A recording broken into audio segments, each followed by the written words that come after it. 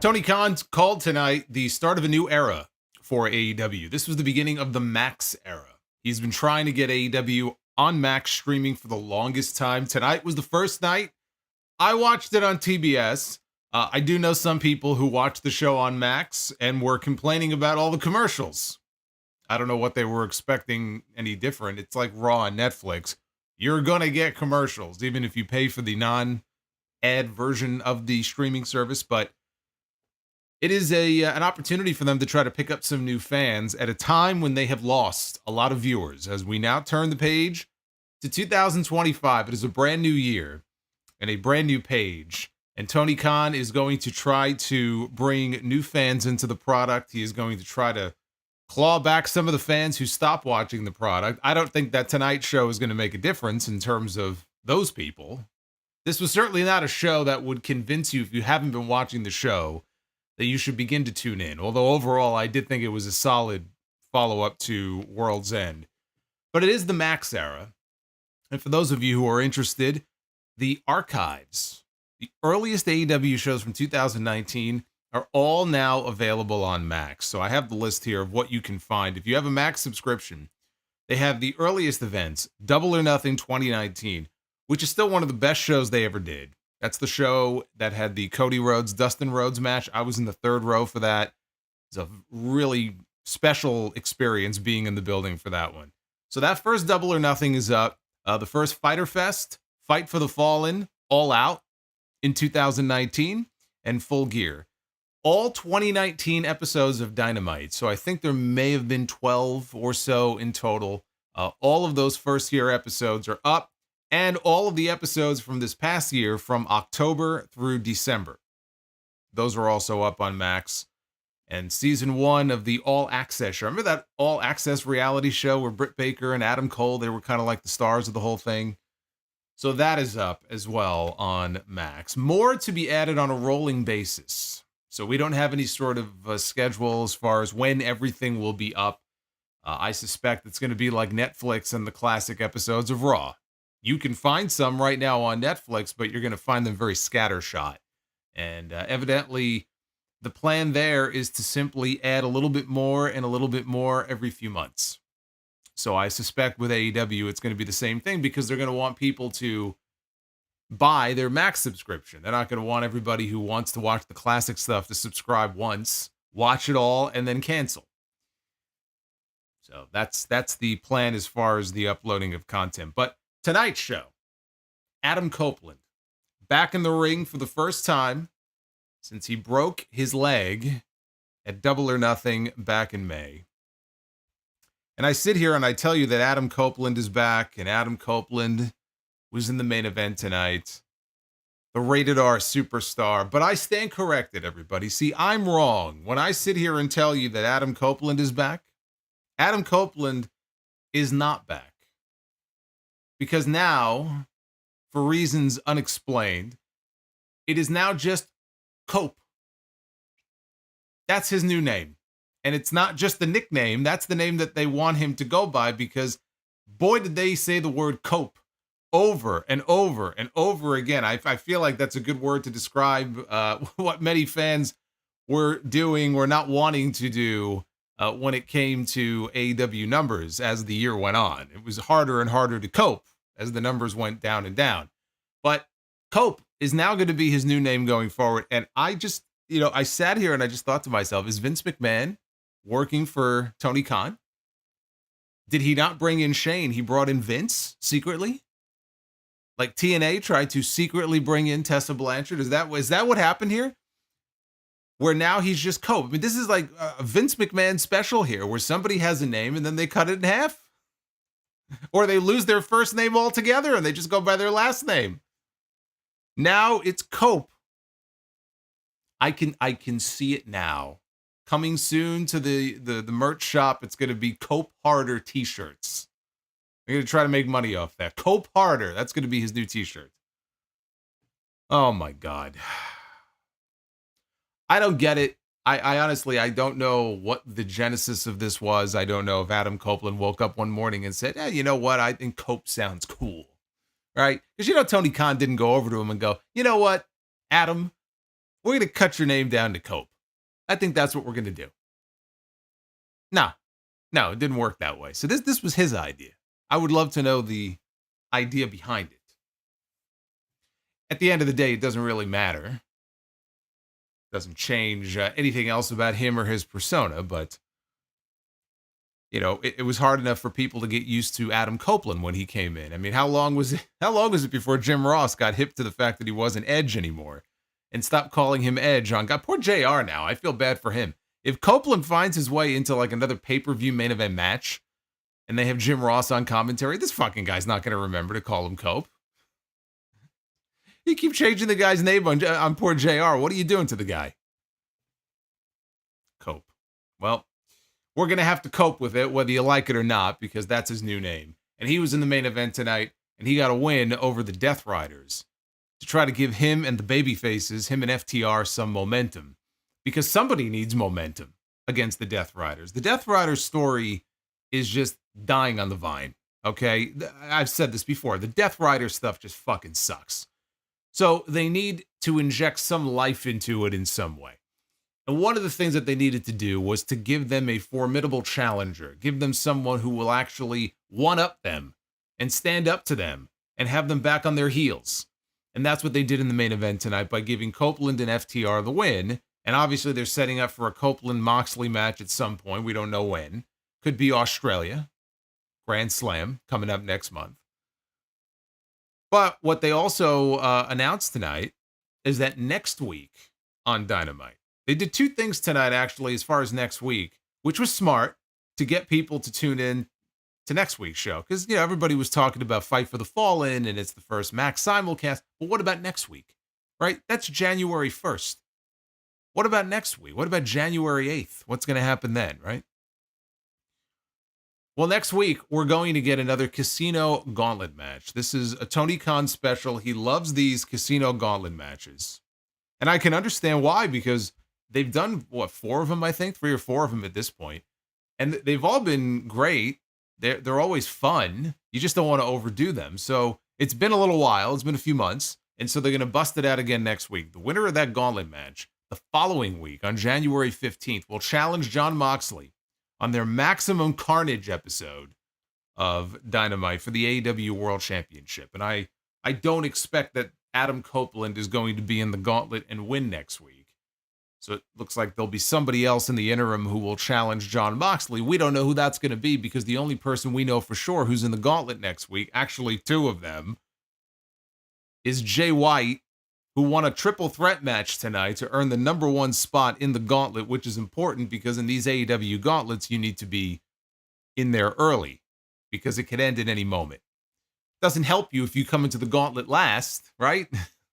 Like a Gauntlet match in WWE, you want to come in last. You don't want to be number 1 in the Gauntlet. In AEW, it's the total opposite. He will enter first as he tries to once again get a crack at the World Championship. But outside of him, and we had Jeff Jarrett, who I'm going to get to, who declared himself for the Gauntlet. Why one person has to qualify, by the way, and one doesn't, and they could just declare. It's like the Royal Rumble thing. Some people, like in the past, I feel like we've had some qualifying situations, right?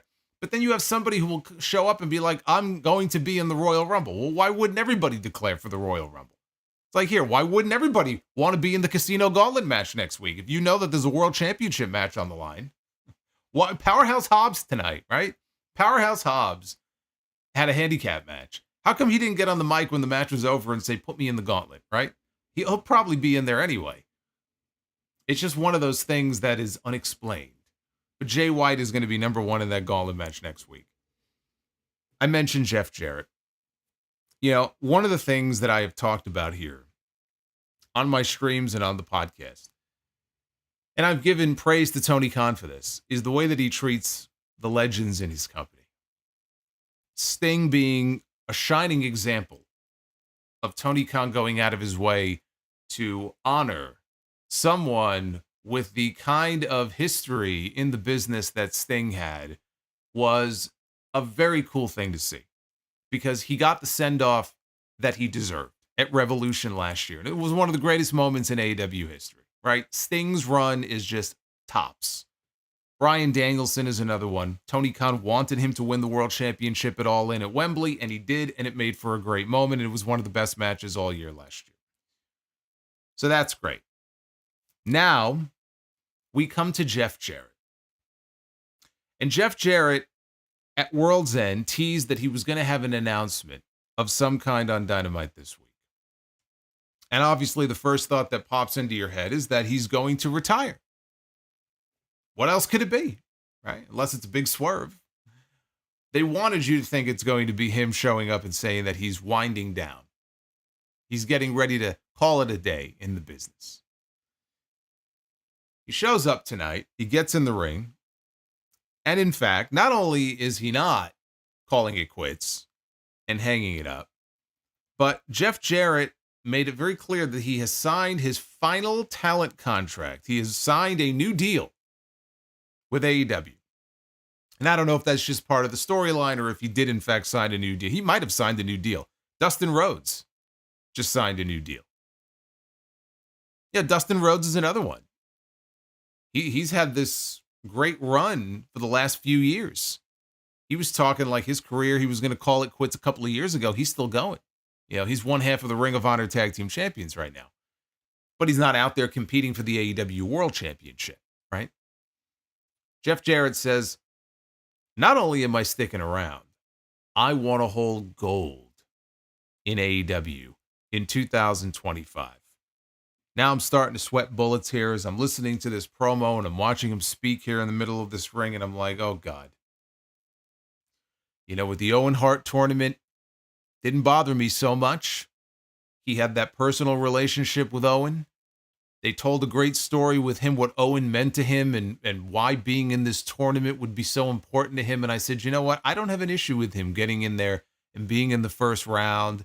Even if you wanted to throw him a win and have him win one match and get bounced out of the next round, right? I could understand that. That story made sense. And that's a story I feel like people could get behind. But this is a bridge too far. He's standing in the ring and he says he wants gold, but not only does he want gold, he wants the AEW World title. Well, Jeff, you're in luck because I got news for you. Jeff Jarrett, and I got news for all of you too. Jeff Jarrett absolutely could hold the AEW World Championship. You're going to call me crazy. He could absolutely hold the AEW World Championship. In fact, I will help him along. There it is right there. You can go right now to shopaew.com, and Jeff Jarrett, I'm sure he's getting paid very handsomely by Tony Khan. He could go and spend $800. It's right there, $799.99. You too, Jeff Jarrett, could be the AEW World Champion with your very own replica. Because that is about as close to the AEW World title as I want to see Jeff Jarrett get in 2025. We'll even ship in for the shipping. This is the story that they're going to tell now with Jeff Jarrett this year, that he wants to be the AEW World Champion. So at some point, we know he's going to get an opportunity for it. And with Tony Khan, I mean, who knows? Tony Khan may want to pay homage to Jeff Jarrett and give him a run with the fucking world title. He's been a world champion in a lot of other places, right? Not in WWE, but he was a world champion in WCW. He was a world champion in TNA many times. Did he hold gold in Global Force? He was selling Global Force gold. I remember that. I don't remember if he held gold in Global Force Wrestling. I have no appetite whatsoever to see Jeff Jarrett holding the World Championship, although it's nice to have golds. But like I said, you want gold? There it is. You can buy it right now and be the happiest man in the world. You can put it on your wall. You can mount it, put it on display. That's as close to that title as he's going to get. The only good thing I could say about that, it was part of a recurring theme on this show, where you had a lot of different people who were expressing their desire to be the AEW World Champion. So Jeff Jarrett was one. And again, I have no interest in seeing that, and I think it's ridiculous that we're even devoting television time to this shit at a time where there's so many other fucking people who are not featured on this show. But Jeff Jarrett wants to be the AEW World Champion. MJF tonight, this was a positive step. He finally woke up from his coma and realized, oh shit, something's missing since I came back last year. In the spring, he suddenly realized he doesn't have the Triple B. Now he wants to go back after the AEW World Championship. Good. Long past time for him to go back after that world title. Hangman Adam Page, I don't know where they're going with him. We're going to talk about him as well. But obviously, he still wants to be the world champion. Jay White, he still wants to be the champion. He's going to be number one, right, in that gauntlet next week. Adam Copeland. Cope. He wants John Moxley. He wants to be the champion. All of this is good because what it does is it illustrates the importance of a championship, which, by the way, a championship we haven't even seen since October. It's been locked away supposedly in a briefcase. But it makes the title feel important that all of these different people want to get their hands on. So that's a plus, because it makes your championship seem like the most valuable thing in the entire world, which it should be. So that's a plus. Now, as far as the different stories that we saw playing out on the show tonight, we had Copeland and Moxley, and the crowd was into it because they were in North Carolina, which is where Copeland and FTR live. And obviously with the hurricane and the hurricane relief efforts, they've been very instrumental in that. So the people love them. They love them. They got a great reaction tonight. But they're furthering that story. Another great thing on the show tonight, and maybe my favorite part of the entire show, was Ricochet. When Ricochet, we last saw him at World's End over the weekend, he had toilet paper wrapped around his neck, and people were making fun of him. People were saying, look at this image. King Ricochet standing there. He is covered in toilet paper. This man's career is in the gutter. And as I told you, I said, look, pump the brakes on that. This is what they're going for with Ricochet. I think Ricochet, it's starting to bear some fruit with the heel stuff. I think Ricochet is going to be okay. He's heading into a feud with the former AEW World Champion. Let's see what happens on Dynamite this week. It's important that they follow up in a way that demonstrates that he is not happy with what happened on Saturday at World's End. If he just shows up and he's smiling and he's cocky and he's arrogant, that would be a mistake.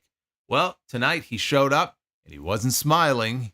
He was laughing maniacally, but he wasn't smiling. He wasn't happy. He wasn't doing any bird mating calls. He went out there. He looked like a psychopath. He made Swerve Strickland bleed. He had Swerve's blood on his head, on his shirt, on his jacket. That's exactly what they needed to do with Ricochet tonight. And hopefully that will shut up some of the people who said, oh, he's buried. Oh, he's done. That's it. This is it. Look at this. He lost the Continental Classic. He's drenched in toilet paper. Ricochet out there tonight looked fine to me. Looks like they're setting up for what should be a fun match between him and Swerve, right? Those two now have their program set. That was one of the best parts of the entire show. The other thing they announced tonight, we didn't get him on the show. I wasn't expecting him necessarily to be on the show because we have Wrestle Dynasty is this weekend. My guess is he's already in Tokyo. Kenny Omega.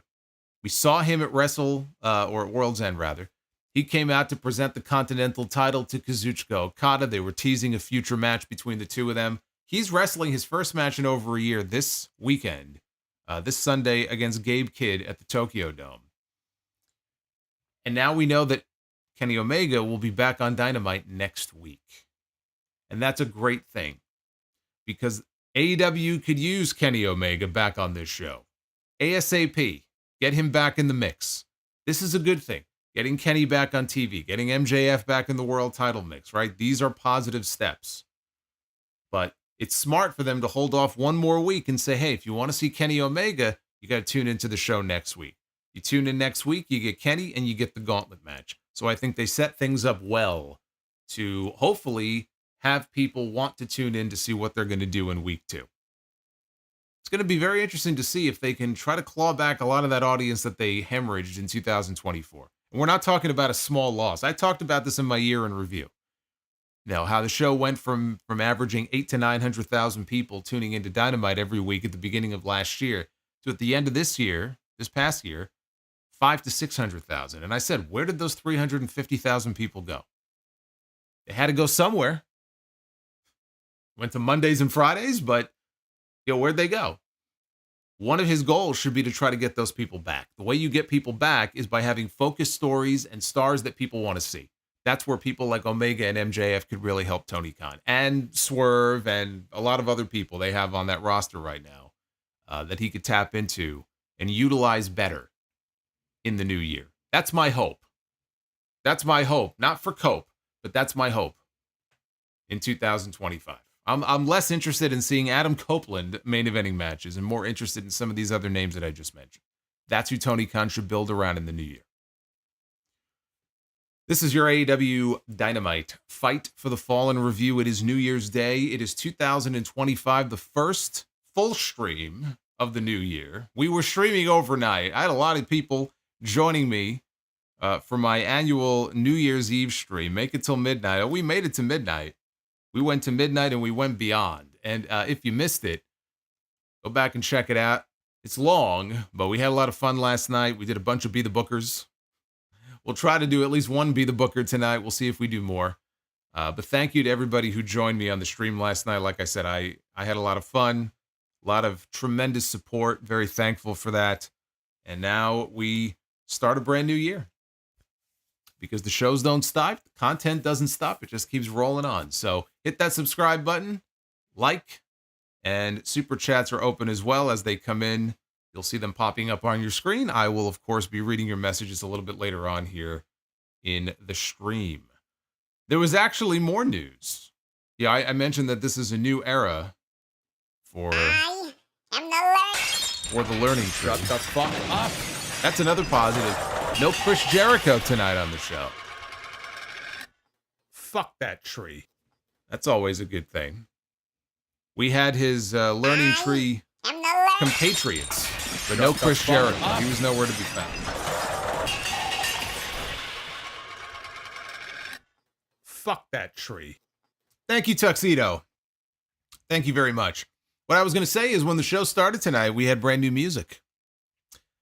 Dynamite has new music. So does the Judgment Day. This was the week of new music. The Judgment Day got newer, inferior music, and Dynamite got newer music too. Whether or not you think it's inferior, it's going to be up to you. The new opening theme for AEW Dynamite is I'm So Excited by the Pointer Sisters. Yes. Yes. In the same week where Tony Khan has confirmed that they're once again going to bring back Elton John, Saturday Night's All Right for Fighting, for Collision, because they started Collision with that as the song, and then they got away from it, and now they're going back to it this weekend. So it's a weird thing that we sit here now, it's 2025, and we have the Pointer Sisters as the official theme song for Dynamite. We have Elton John as the official theme song for Collision. And we're back to Obsession by Animotion for Saturday night's main event. I feel like I'm in a time warp. But for me, I'm okay with that because I don't mind music like this. Like if you looked at my Spotify, yeah, I got a lot of current shit. I got a lot of Bad Bunny and all kinds of stuff like that. But I love the old shit. Right? I am an old shit. I love the old shit. So I'm okay with it. Yeah, I mean, yeah, sure. You want to probably have a more modern theme song. I'm not saying that the Pointer Sisters would be my first choice, but I'm not going to hate on it either. The other thing I noticed about tonight's show, and this is not necessarily new, although we haven't seen them use it lately on this show, but I do think for a while there, they started using this new kind of zoomed out, elevated hard camera view. And then they went away from it, and they went back to it tonight. Whatever the reason was, it was just a little production change that I noticed. I'm kind of indifferent towards it. I don't hate it. I don't love it. I don't think it's a bad thing to change things up production-wise every now and then, like they did with the music. So, I mean, that's fine, but just something I thought I would point out. But we had a Jon Moxley promo that aired. A bunch of whippersnappers, that's right. Get off my fucking lawn. If I had a lawn, that's what I would be saying. I'd be saying, get off of it, or I'm going to throw eggs at you. We had a Jon Moxley promo that aired pre-taped, coming out of World's End. This is how we started. He talked about his enemies, talking about what they want to do, but that's not what happens when the bullets start flying. And that reminds me, actually, before I even go on here, I just wanted to make mention of, I'm sure all of you have heard about what happened in New Orleans earlier this morning. It's wild because as I was wrapping up the stream, I guess, not long after that is when all of that, mayhem broke out on Bourbon Street. And then I heard about it when I woke up this morning about the crazy person who went and drove down Bourbon Street and killed a bunch of people and opened fire on the cops. Just a horrible situation. As somebody who has been to New Orleans and who has been on Bourbon Street, it's a fun place. It's one of those places where I'd love to go back. And the people down there are they're fun. They're nice. The culture down there, I love my 2 times that I was there. And so seeing those scenes on the news was really shitty to see. And I know that we have some people who might be with me right now on the stream, but certainly I know I have fans of the show who live in Louisiana. They live in and around the New Orleans area. Hopefully you are safe. Hopefully you are okay. And I was very sorry to hear about that. So hopefully you guys are okay. But Moxley praised Marina Shafir for taking a bullet for him. This was back at World's End when she took a Blade Runner from Jay White. And he asked what bullets others will take for their goals. Moxley said he grabbed the company by the strap and carried it through the pandemic. And he's taken bullet after bullet ever since. He rejected the idea that he's a rebel because rebels have an authority that they are fighting against. And no one has authority over him. He called himself a king, and he would show that to rated FTR later. So again, talking in these big platitudes, and what does it all mean? He's trying to sound cool. He's trying to sound intimidating. And that's, the Death Riders, that's what their whole gimmick is. They go around, they beat people up, they hit people with hammers. It just rings hollow. It's missing that ingredient that is must see. Like, oh my God, these guys, I want to see these guys get taken down so badly. Or, boy, these guys, they're doing things that just haven't been done before. It's just very tame, very kind of run of the mill, and we still don't know what the mission statement is. At the end of the day, they haven't really articulated that. It's just, and this is their key storyline. This is their key storyline. They have to change things up in some way. They've got to do something or introduce people beyond just Cope to try to heat this thing up and make this interesting. And hopefully they will begin to do that now that we know Kenny Omega's coming back. MJF wants the world championship. I'm hoping that in the near future, some of these names will, perhaps be incorporated into this angle in some way. They go backstage live, and FTR is there with Copeland. Said that they were fighting for Western North Carolina tonight. Copeland said that if the Death Riders want to take out all of his friends, then it is time to fight back. Opening match of the night saw 2 of the challengers in the 4-way at World's End, 2 of the losers at World's End go one-on-one in Orange Cassidy and Hangman Adam Page. Page planted Cassidy to the floor with a springboard lariat and then sent him crashing into the barricade. He was getting some positive chants from the crowd too, and Hangman didn't care. He flipped off the fans. But he was distracted by this for too long, and Cassidy backdropped out of a powerbomb attempt. Back inside, Page caught a crossbody and delivered a fallaway slam into the corner. Cassidy got a stun dog millionaire that sent Hangman outside, and he wanted a dive. Hangman caught him, though.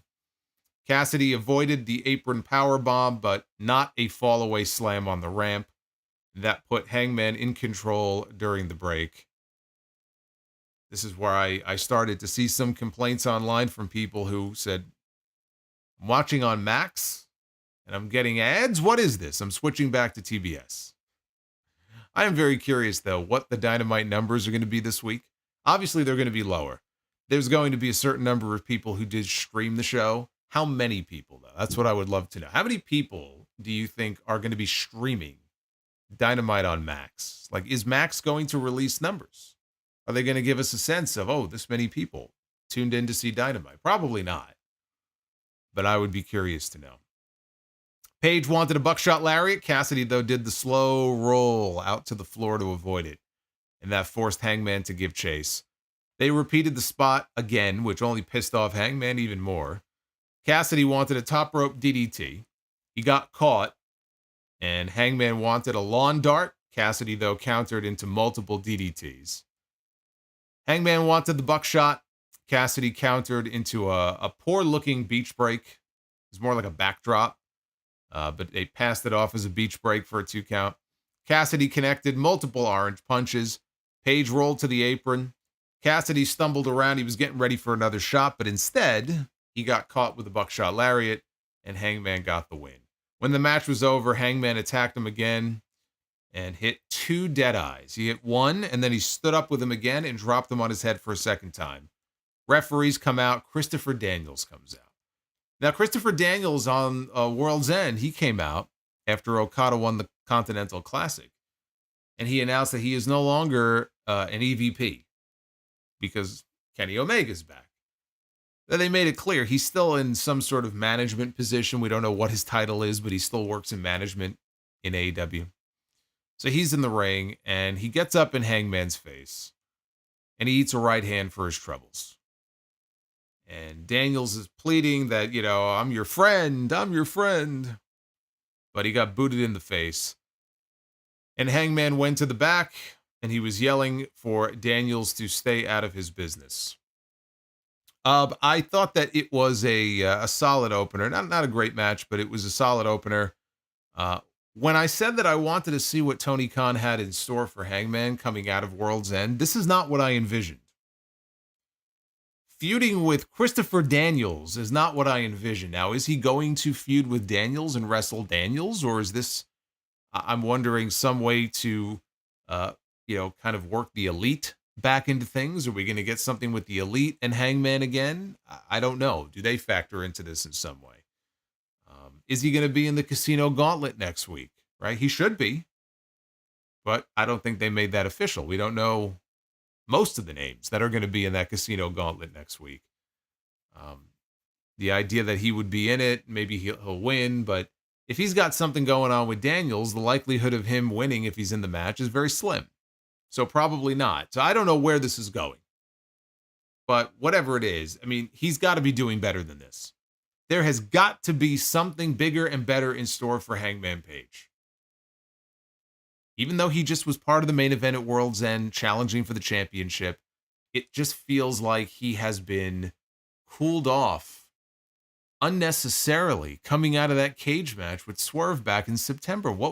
Name one thing of any real significant note that he has done since All Out. Swerve's got some things going on. He had some stuff going on with the Hurt Business and now with Ricochet. So, he's got some directions at least. You could disagree with the direction they're going with him, but he's got things going on. Hangman is just in this weird position where it just feels like he's aimlessly sort of wandering around to different people, but I don't see the vision for him. I need some clarity on the vision. What are they going to do with this man? Because he was one of the better parts of the show in 2024. And I would like to see that carry over into 2025. Working with Christopher Daniels that's not the answer. It's got to be more to it than that. Backstage, we got an interview with Jay White where he said that 2025 didn't start out as he planned, and he placed the blame on Wheeler Yuta for interrupting his pinfall at World's End. He said words cannot do it justice, but he would show Yuta and Moxley how he feels about that very soon. He then addressed his match tonight with Swerve and Roderick Strong. They were having a 3-way match and said that he would not allow them to be obstacles on his way back to the Gauntlet next week and to the AEW World Championship.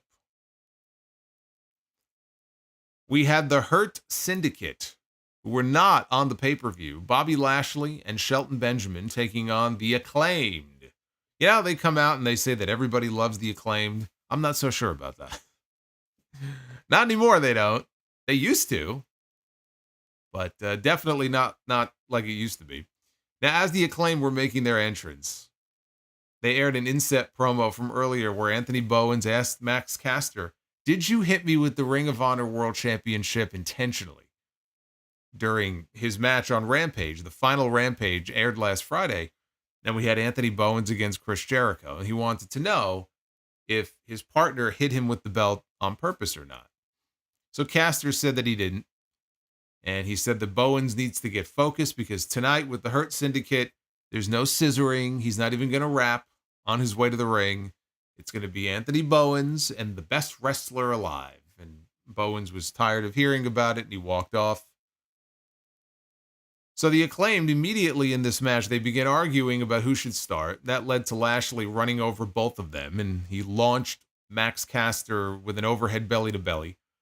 Excalibur brought up MVP, giving Caster his business card a while back, and MVP was on commentary for this.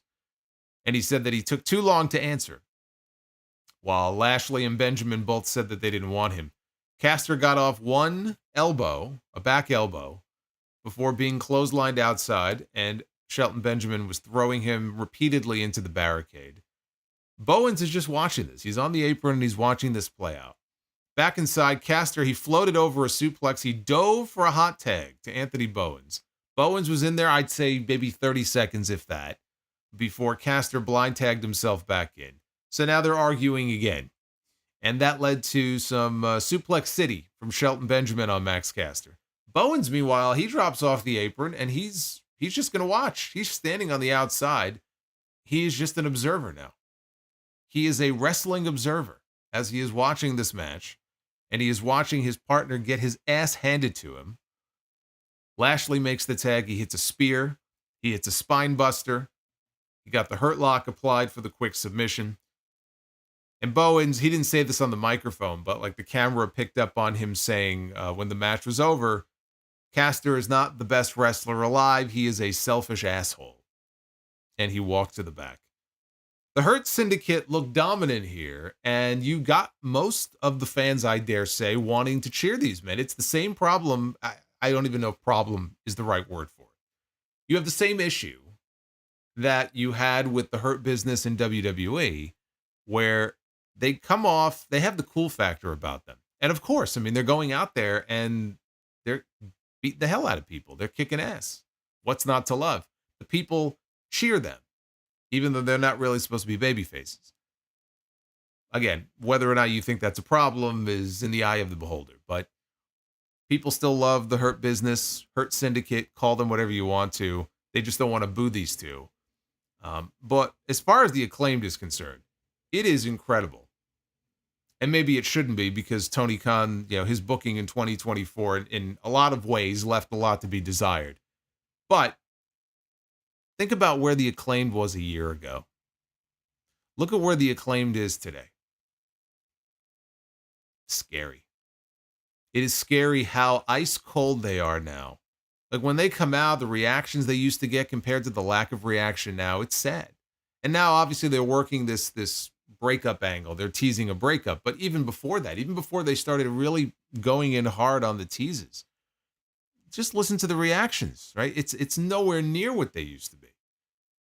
So you have people who are of a mindset where they don't think that the Acclaim should be broken up because you need them in the tag team division. And I can understand that.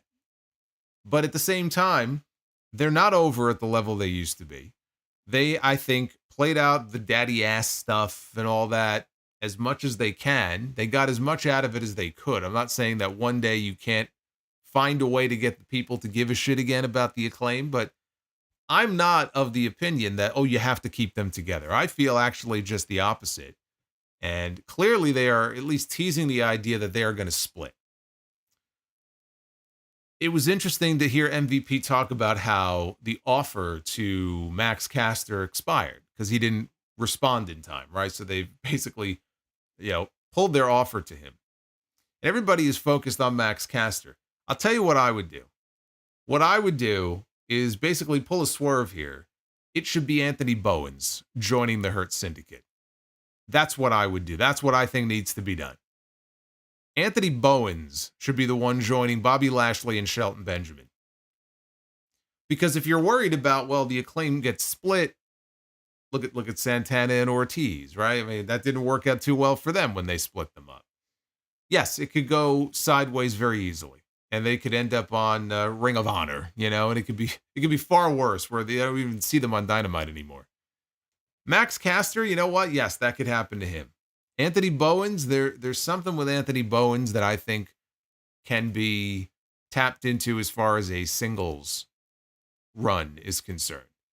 And I think that if he joins the Hurt Syndicate, that would ensure that he would get television time. He would be visible on TV.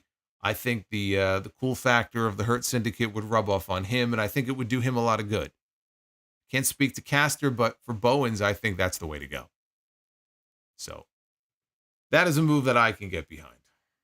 Look, everyone, it's Samoa BRO. Hey, Peter, thank you for the super chat. Working our way up, I see, towards our goal tonight. Thank you, brother. Hey, Foxstar Killer, good to hear from you as well. 17 months of channel membership. Swerve Strickland was backstage with Prince Nana, interviewed by Alex Marvez, and talked about tonight's three-way match. Strickland apologized for the fans who continue to chant his name as he's been distracted recently, but that changes tonight. He'll remind everybody why, just like in 2024, that 2025 will be Swerve's house. Forgetting, of course, that Hangman burned his house down. Strickland said that he's never been in a casino gauntlet before and asks Marvez, do you know why? He says it's because he's always been a world champion when they happened. We had Jamie Hayter against Julia Hart. Here's another example. You talk about a talent that went from hot to cold, went from the penthouse to the outhouse. That is the story of Jamie Hayter from pre-injury to post-injury. But this was Julia Hart's first match back. Speaking of injuries, the last time we saw her in the ring was Dynasty in April, when she lost her TBS championship to Willow Nightingale. Julia wanted a crossbody off the apron. She got caught. And this was a hilarious spot. Now, look, Julia Hart is not she's not a big woman to begin with. She's tiny. But, there was, no effort to even put anything into this. It just looked like she fell off the apron. Here, catch me. So Jamie Hayter catching her didn't look impressive at all. Hayter wanted to suplex her on the steps. Hart floated over and slammed Jamie back first onto the steps. Hayter did mount a comeback. She went for the lariat, missed, but the hate breaker connected for a 2 count. Hayter then ran into a corner boot. Julia wanted a moonsault. She rolled through, hit a back heel trip for 2. She applied Heartless. Hayter, though, powered her way up to her feet, and Julia tried a crucifix counter, only for Jamie to hit a Death Valley driver across the knee in a sliding lariat for a 2 count. So Hayter wanted a superplex, and Julia swept out the leg, and Jamie took a hell of a fall. She's clutching her rib cage, and the referee is checking on her to make sure she's okay. This allows Julia Hart to go outside and retrieve an arrow. And I've seen the vignettes of her with the arrow. I know that's where the arrow is from, but still, she's got a fucking arrow. Wasn't CM Punk was just talking about arrows on Raw this week and all the arrows that were thrown at him. He's going to take those arrows now. He's going to shove them down Seth Rollins' corporate throat on Raw next Monday. See, the old CM Punk would talk about how he's going to take those arrows and shove them up his ass. But so now we had an actual arrow here on this show. Julia brings the arrow into the ring. Now, this was a distraction that was intended for Aubrey Edwards to grab the arrow and dispose of it, which is what she did. But as she's doing that, Julia mists Jamie in the face and then covers her and gets the pin. And Jamie Hayter is writhing around in pain on the floor after the match. I don't know what level of mist on the Muda scale it was. I don't know if it was yellow or black. I think it was black. But yeah, she was writhing around in pain on the ground outside. I'll tell you what, though, for her first match back, I thought Julia looked okay. This honestly was nothing special. Jamie Hayter is not on Dynamite very often. So you would hope that when we do get to see her on this show, that she's maximizing her minutes. I wouldn't say that this match maximized the minutes for either one of these women, but at least in the case of Julia, first match back, get that out of the way. Jamie Hayter has been back. Okay, Jamie Hayter has been back since August. It is now January. And you can count the number of times that she has been on Dynamite and still have fingers left over, but you can count the number of times she's been in anything meaningful on Dynamite and have pretty much all of your fingers, which is to say that she hasn't been doing anything. And you talk about going from hot to cold. It's just, to say that she's lost steam, I feel like that's the understatement of the century. She has no steam. Whatever it was that she had before the injury just isn't there right now. Now, that could be solved by getting her involved in a really good program on this show with somebody. And I'm not even saying it has to be against Mariah May right now, although that should be the direction. But obviously they're building to Mariah and Tony. That's going to come first. So Jamie just feels like she's in a holding pattern. Now, you could build to Jamie and Mercedes. And that would be great because that's a first-time match, that first-time ever match we've never seen before. And if you're going to do that, then I think I would love to see Jamie Hayter be the one, right? To beat Mercedes Moné. But you've got to heat her up first somehow. This is not the way you do it. This program here, it's something for her to do. This is not going to heat anybody up. She needs to be involved in something really, really good to get the people really invested in her again. And then she could go after the TBS title. Or then she could go after the AEW Women's World title. But I've been saying this now for months. Like, I understand not bringing her back in August and immediately thrusting her into a world championship match, right? Even though, like MJF, she absolutely has a case for saying, look, I lost my championship, but not under the right circumstances. Okay, I kind of got cheated out of my title here. I want another shot at it. We haven't heard her say anything about it. She's just back. She's not doing anything. It's been 4 months now, 5 months, whatever it's been. It's time to start getting her involved in shit that matters on this show. I feel like if Jamie Hayter was somewhere else, she would be in a much more prominent position right now than Tony Khan has her in.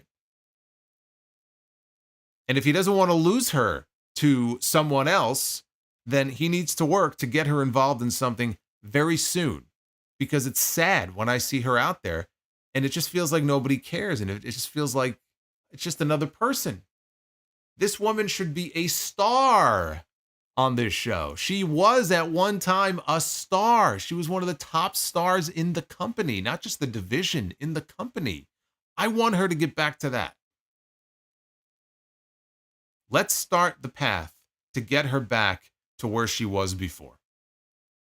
I don't see this helping her along the way. Now, the fact that she was misted in the face, I know that with the mist in the past, when Julia has used it on people, sometimes they go dark and they go to the dark side. I don't know if that's the plan with Jamie. She's going to go to the dark side. I hope not. I really hope that they get away from this and they get her involved in something meaningful. It's just sad, to look at some of these people that they have under contract who had a good thing going at one time. I'm not even going to mention Wardlow because I'm just so tired of mentioning his name, but you can use him as an example too, and then nothing. It's like they just run out of gas or they get hurt and they leave, and then by the time they come back, it's like, well, we don't really have anything for you. You missed your shot. And it shouldn't be that way. They aired a video package on the latest chapter of the Will Ospreay-Kyle Fletcher rivalry, with Ospreay getting his win back at World's End after losing to Fletcher at Full Gear. Nothing to it, really. Neither man was actually on the show. I would imagine Ospreay went home, for the holidays. As long as we get him back on TV, next week, then I don't see any issue with that. But he's another one who, I'm trying to think, beyond the rubber match with Kyle Fletcher, what you would do next with Will Ospreay. Because if he's not going to be wrestling for the championship for a while, then what do you do with him? He's been the international champion already, so you're not going to necessarily go back to him and Takeshita. Him and MJF, that's already been done. Him and Hangman hasn't been done. Right? As far as like a real program. That could be interesting, actually. Ospreay and Hangman. I see that I can get behind. That I think could be fun. But obviously they're building to a third match between him and Kyle Fletcher because they're tied at 1 win apiece. We also got a video recapping Kazuchika Okada's win in the Continental Classic and Kenny Omega's return for the title presentation when it was over.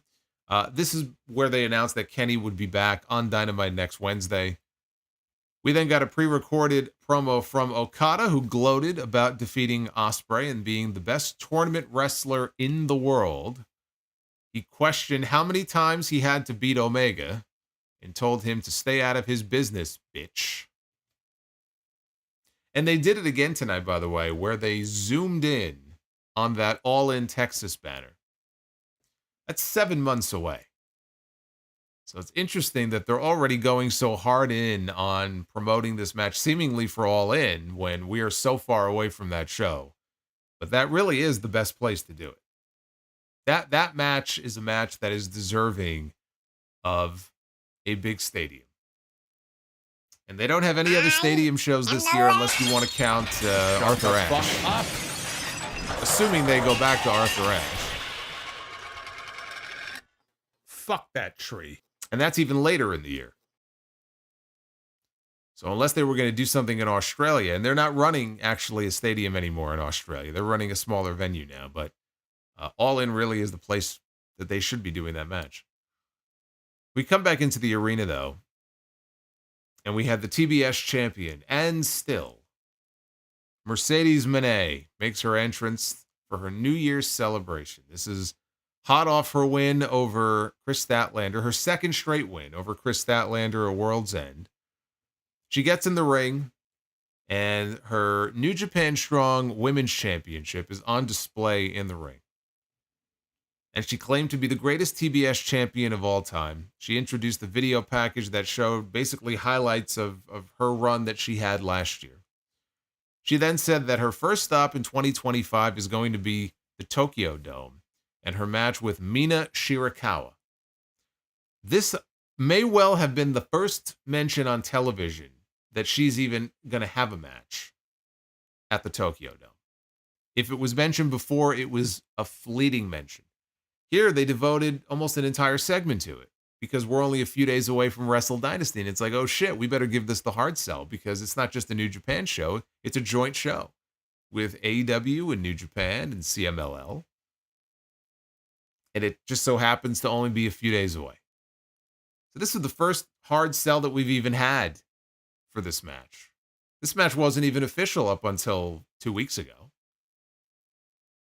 And so she says that she is going to put her strong women's title on the line. And Mina had gold that she wanted in the Rev Pro Women's Championship. This was a nothing segment. It existed merely to remind you, oh, by the way, Mercedes is defending her New Japan Strong, not even her AEW TBS title, her New Japan Strong Women's Championship at the Tokyo Dome this weekend. That was it. They played her music and she danced off. CEO, CEO, CEO. This was a nothing segment. This was a waste of time.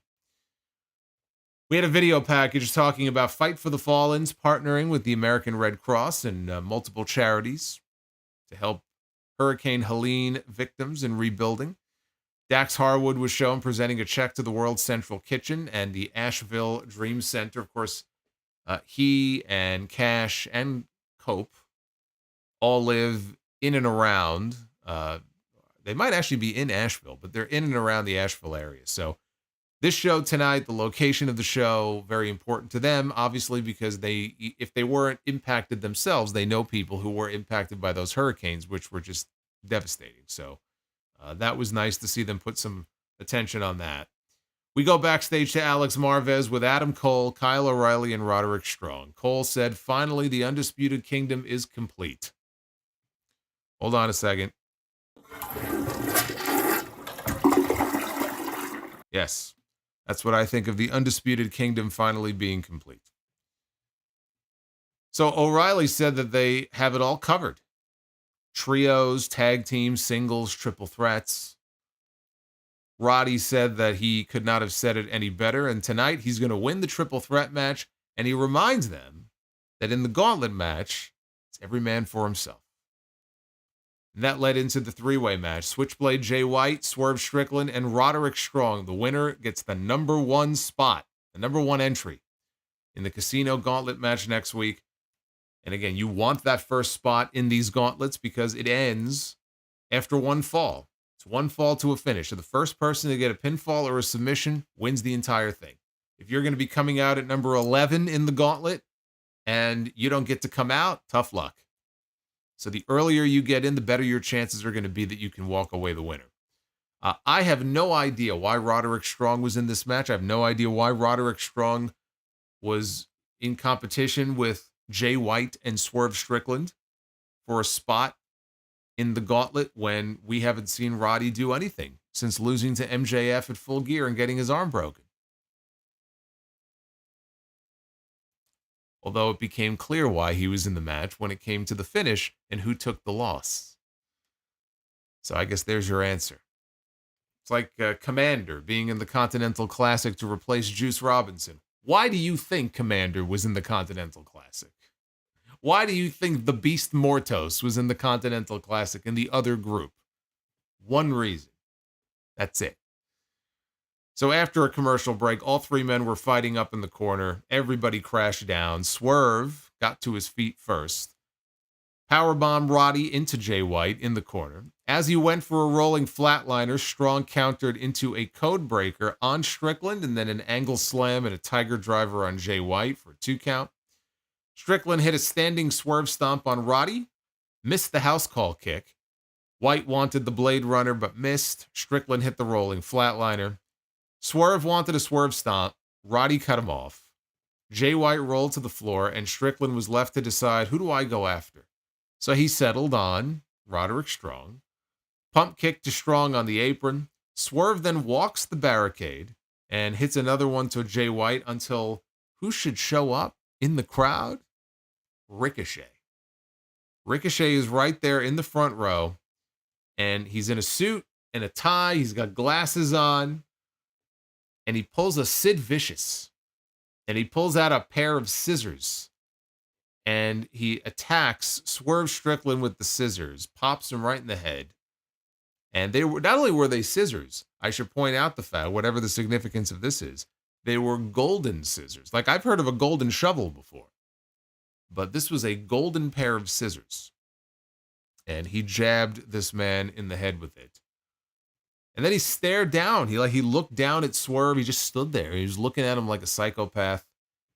So it turned into a singles match briefly here with Jay White and Roderick Strong, and they got in the ring very quickly. Jay White hit the Blade Runner, and he pinned Roddy, which is the only reason, I suppose, why Roderick Strong was in this match.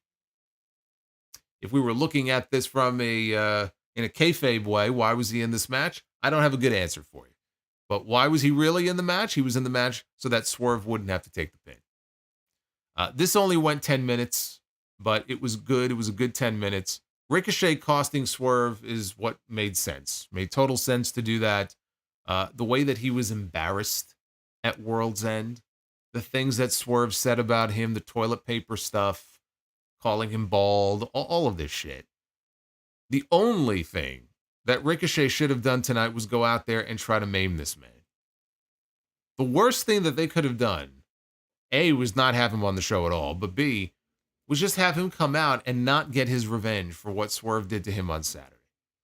That would have been death for Ricochet. But what they did is exactly what had to be done. Ricochet showed up. There were no smiles. There was no, aha! There was not, or cacaw, whatever. I don't know why I sound like Mickey Mouse every time I do that. But nothing like that. None of the bullshit, none of that stuff. He looked like he was in a trance almost. And you look at him and he's standing there, and again, he's got blood all over him now because Swerve is bleeding all over the place. But the way that they did the Ricochet thing made sense. Jay White, on commentary, they really put over hard the fact that he came very close to win the championship at World's End, and so him entering number 1 next week automatically makes him the favorite to go all the way and get his rematch with Jon Moxley, which he's not going to do, I don't think. But they want you to know, okay, he's automatically now the favorite. He is the favorite now going into next Wednesday. When the match was over, they showed Swerve on the floor outside. He was bleeding a gusher. Ricochet slowly steps over the barricade, and he holds the scissors up to Nana when Nana tries to come over, like, you better back off. Ricochet then drove the scissors into Swerve's bloody head wound, and now his own shirt was covered in Swerve's blood. He's laughing maniacally. He's giving him little headbutts, too, with his glasses on, no less. He's giving him headbutts. Now there's blood. I think it's still Swerve's blood, but blood on his own forehead now. Nana tried to wrestle a chair away from Ricochet, but he got shoved down into the ring steps, and Ricochet hit Swerve with a chair shot across the back. In the ring, he takes him in the ring now. Ricochet sits Swerve down on a chair and then knocks him out of the chair with the spirit gun. Here comes Adam Cole, Kyle O'Reilly, Roderick Strong gets back in the ring, and Ricochet bails, and he continues to laugh. He is laughing maniacally. This is one of those situations where sometimes you really do, from Saturday to Wednesday, have to let it play out. There were so many people who swore this man off after what happened at World's End. It was almost comical to me. And I said, people don't want to admit it, I think, in some cases, because if Ricochet ends up having some success with this gimmick, they don't want to be in a position where they're like, oh, I was wrong, right? So it has to be a failure. It has to suck. I'm not saying it's the greatest thing in the world, but you can't say that this isn't better for Ricochet than him just being himself. He was dead in the water if he's just Ricochet. He needed a change. This is the change that they've gone with. Ricochet is not a big, physically imposing man, okay? So what do you expect him to do? If you're going to turn him heel, he's not going to be a badass heel, okay? That's just not going to work. It's going to be a fucking joke, and people are going to laugh it off.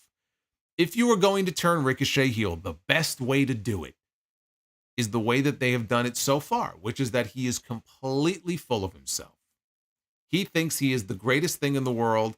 He thinks that the reason AEW exists today is because of Ricochet and the path that he paved. He paved the path for so many people that came after him and wrestled the same style and do all the things that he does, but they don't do them as well as him because there's only one Ricochet, right? That's the way that Ricochet should be handling this heel turn. And that's what they've done with him so far. The fans just have taken to throwing toilet paper at him. So you know what? You take it and you run with it. Lean into it. Work it into the gimmick. That's what he's done so far. Now he's going to be working with Swerve Strickland. Now he's got the scissors.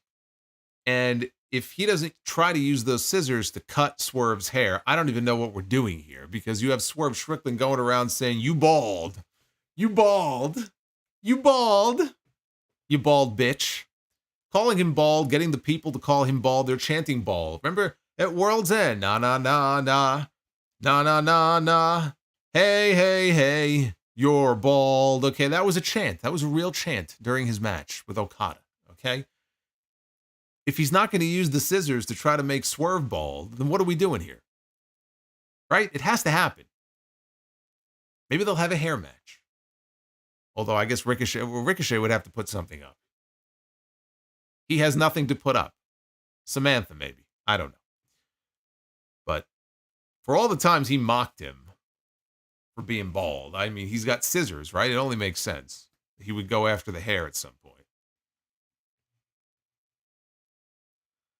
Come back from a break, and Alex Marvez is backstage with Jay Lethal, Sanjay Dutt, Satnam Singh, and they say they have not heard from Jeff Jarrett all day. And wouldn't you know, as soon as they say it, guess who shows up? Jeff Jarrett. It's like Joe Hendry. Say his name and he appears. Jarrett shows up and they said, look, whatever you're planning tonight, we support you 100%. They just want to make sure that this is what he wants to do. Karen Jarrett walks in. And she says, we got a serious Karen Jarrett promo here. very emotional. And she says that this business is what brought the two of them together. Well, that and Kurt Angle. But it's also what has sometimes broken Jeff, right? The business has been good to him, and sometimes it's not so good to him. What Jeff wants, she wants. She says they are unbreakable. And she hands him his wrestling boots as Jeff heads to the ring. Because again, when he made the announcement on Saturday, the immediate thought is he's going to announce his retirement, or he's going to have a retirement tour. You know, this is going to be my final year in wrestling. It's going to be something like that. What else would it be? What, is he cutting a new track? It's been 30 plus years since With My Baby Tonight came out. He's ready to cut track number 2. What else is he going to announce? I would have laughed, though, if he would have come out and said, look, have I got an offer for you? And he pulled out one of those gold bars. I would have popped. Elsewhere in the back, Mariah May said that she's had more matches than any other woman in AEW. No other woman is even in the top 10. They were too busy faking injuries, failing auditions, and not remembering who they were, while she left a trail of broken hearts, broken bodies, and minds, while everybody else didn't realize how good she was. Now it's time for others to prove themselves to her. She is the woman from hell. You can't touch her, but she would love to see you try. Oh, I'll bet there's a lot of people in that crowd that would love to try. You better be careful with that. They may take you up on that. Not even a hint about who's next in line for a shot at the AEW Women's World Championship, but the closer we get to Australia, it's got to have to be Toni Storm. And that's coming up in a little over a month. February 15th is when they're doing their Grand Slam show. So now it was time for Double J. There is a guitar set up in the ring. Jeff Jarrett walks to the ring by himself. He does not have any of his friends with him. And he gets in the ring and he says there's so many things that he has to be thankful for in his career, and he wishes everybody a slappy new year. He says it's sad to start thinking about things coming to an end, but it made him think of how things began. He talked about how his grandmother, that's Christine Jarrett, she started selling wrestling tickets and thus changing his family's lives forever. His father became a wrestler and eventually bought the promotion in Tennessee, ran the Tennessee territory. In 1986, when Jeff got into the business, it ultimately, many years later, led to him starting his own promotion in 2002, a place that he says has developed some of the greatest wrestlers of all time. And that's undoubtedly true. Look at the names that have come out of TNA. First two I think of, you want to talk about some of the all-time greats? AJ Styles, Samoa Joe. Right? That's where they cut their teeth. That's where they made names for themselves. Obviously, for Joe, it was Ring of Honor first, but he spent way more time in TNA than he did in Ring of Honor. And there are countless other names as well. I mean, you can talk about Bobby Roode. You could talk about a whole bunch of names that came out of TNA. So he says that the last outlaw, should he ride off into the sunset? He grabs the boots. Should the last outlaw ride off into the sunset? He said, the answer is hell no. He swerved us. As he was saying this, I was saying, yes, I was playing. I'm sitting here watching the show going, all right, Jeff. Come on, Jeff. It's time. But he says no. He says, when you take the biggest risk, you get the biggest reward. So he just signed his very last wrestling talent contract with AEW. The last outlaw wants one last ride, and he wants AEW Gold.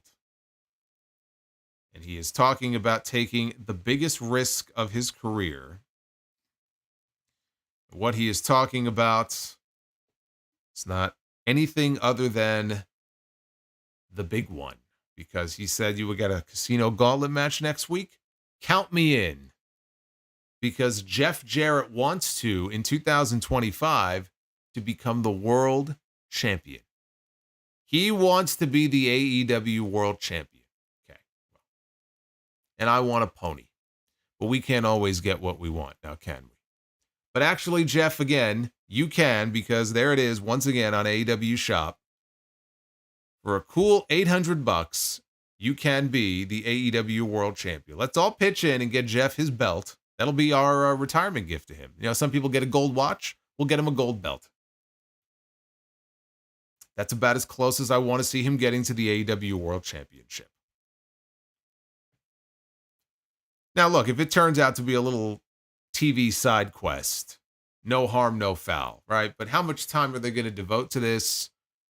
How far into the future do we wait before we get this match? What is this road going to look like for Jeff Jarrett? What story are they going to tell with him on television? And is it going to take away from any other number of people who we should be seeing on this television show?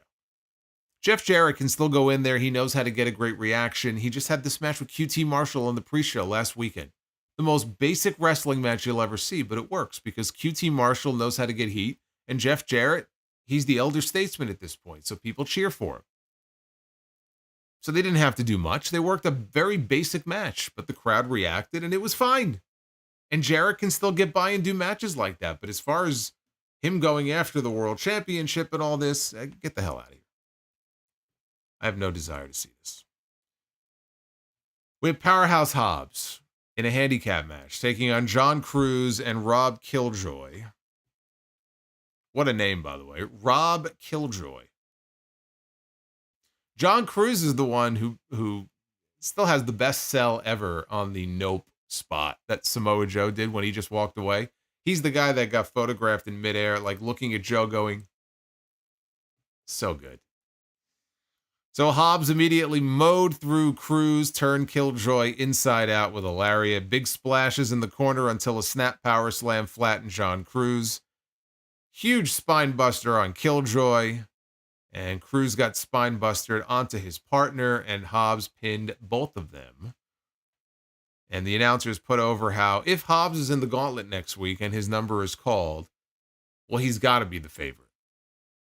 Sorry, Jay White. Your status as the favorite only lasted 2 segments. Powerhouse Hobbs now is the favorite, according to the announcers. How fickle they are. Again, I don't understand how some people can just go, hey, count me in. Other people have to wrestle to earn their spot. Powerhouse Hobbs apparently doesn't even know if he's in the Gauntlet. I guess he'll just randomly be inserted. He'll find out next week. I was at least happy to see him on the show. He lost to Takeshita. They had a good match at World's End. And I said, you've got to get him visible on TV. They didn't have much for him to do, but the purpose of this was to set that one line up from Excalibur about him possibly being in the Gauntlet, and if he is, this man right here could win. That's the only reason this match took place on the show, was to set Hobbs up as a potential winner in the Gauntlet next week. But at least they got him a spot on the show, and he got a dominant win. Alex Marvez in the back again. This time he was with the Learning Tree, all but Chris Jericho, the actual tree. They had the branches, but no tree. So he was with Big Bill and Brian Keith. And Marvez is asking where Chris Jericho is. The better question is, who cares? They said Jericho isn't coming to North Carolina before then calling out the hometown heroes, rated FTR, who just so happened to be standing only a few feet away, getting ready for the main event. Bill said that home is where they find themselves, and the Learning Tree finds themselves in a position to knock the hometown heroes down a branch or two. Brian Keith calls them a rated dumbass until Copeland mocks them and says Bill's face is stupid. This is real dialogue here, by the way. So not only did he change his name to Cope, but he called Big Bill, he said, your face is stupid. And he challenges them to a trios match on Collision this Saturday. It'll be rated FTR against the Learning Tree. We got an MJF promo. This was, again, taped after his match, immediately after his match at World's End. He was lying on the floor in the back, dried blood on his face. And he starts to congratulate Adam Cole on his win. corrects himself then and says, oh, that's right, you lost. Well, don't tell that to Excalibur, because he's the dipshit on commentary who said, Adam Cole's the real winner here. Yeah, as opposed to the fucking guy who actually got the pinfall in the match. So he corrected everybody and said, yes, I actually won the match. So it took an army to beat him up after the match, and thankfully, mercifully, the chapter now of Better Than You, Baby comes to a close. Thank you, God. Oh, you know what? Never has there been a more appropriate time for this. The end of Better Than You, Baby. My God. It took over a year, but finally, we can move on from this. Now that has come to a close, but he says, it is now time for retribution. It's time to take back the Triple B, something that was taken from him without him actually losing it. Right now, it's being paraded around in a briefcase, and he questions Jon Moxley by asking, what is a king to a god? No one is on the level of the devil, something Moxley should know very well. MJF says he doesn't care if Moxley burns AEW to the ground. You would think he would care because he's got it tattooed on his leg, but he says he doesn't care. He says in 2025, the devil gets his due, part 2. And this is great because finally we're getting back to what we should have gotten 2 months ago, which is MJF wanting to get back the championship that he claims he never lost. At least it gets him back in the mix. Now there's a lot of people who are going after the championship. So before he could even think about getting his hands on Jon Moxley, now maybe we see MJF and Copeland at some point. Maybe we see MJF and Hangman. Maybe we see MJF and Swerve. That's the match I talked about on Saturday. What could we do with MJF here in the early part of the new year? Swerve is working with Ricochet right now. When that's over, I would love to see Swerve and MJF. That's something that we haven't seen. We got one promo backstage from them to set up a match that never happened. So there you go. That's one program. That's one match I'd love to see. It gets MJF back in the mix, though, with these top names as he tries to claw and climb his way back into the championship mix, which is where he should be. He is one of their biggest names. Will Ospreay, he is one of their biggest names. These men are the men that are going to have to help carry this company on their back in 2025. They have to build a solid nucleus of guys like that. Okay, I'm not talking about Copeland and Moxley. I'm not talking about people like that. I'm talking about people like Ospreay, people like Okada, even Kenny. Kenny coming back into things, right? I mean, he in many ways is the heart and soul of this company with Cody being gone. Kenny is that guy. Eventually, you'll get him back into the mix as well. These are the people that you need to build around in 2025. Main event was rated FTR, taking on the Death Riders, Jon Moxley, Claudio Castagnoli, and Wheeler Yuta. Yes, thank you for correcting me. He says, do you mean Cope? Yes. Justin Roberts on commentary on the ring announced Adam Copeland as the rated R superstar Cope. So stupid. Oh my God. I don't know what to say. So the announcers plugged Claudio being sent by Jon Moxley effectively as a mercenary to the Tokyo Dome this weekend at Wrestle Dynasty to take on Moxley's former protege, Shota Umino. Old Shooter. Going to be wrestling Claudio at Wrestle Dynasty. So Yuta and Harwood, they started things off until Cope tagged in. And Yuta bailed out of the ring. Claudio tagged, and then we got a first-time face-off between Claudio and Cope. As they trade shoulder blocks, neither man budges. They trade hip tosses. Claudio gets sent over the top rope, where Cope then follows with a baseball slide. So as the referee is distracted, Marina Shafir posted Cope. Sounds ridiculous, doesn't it? This, by the way, is about as many times as the announcers were saying it. They kept saying it over and over. They were trying to get this name over. Over and over and over. Cope. So it was all Death Riders during the break, isolating Cope. who finally got a backdrop on Yuta to make the hot tag to Wheeler. Cash Wheeler, that is. We had two Wheelers in this match. We had Cash Wheeler and we had Wheeler Yuta. There's a word for that when you have something that ends with a word and then the next thing begins with a word. What's that called? I forgot what that's called.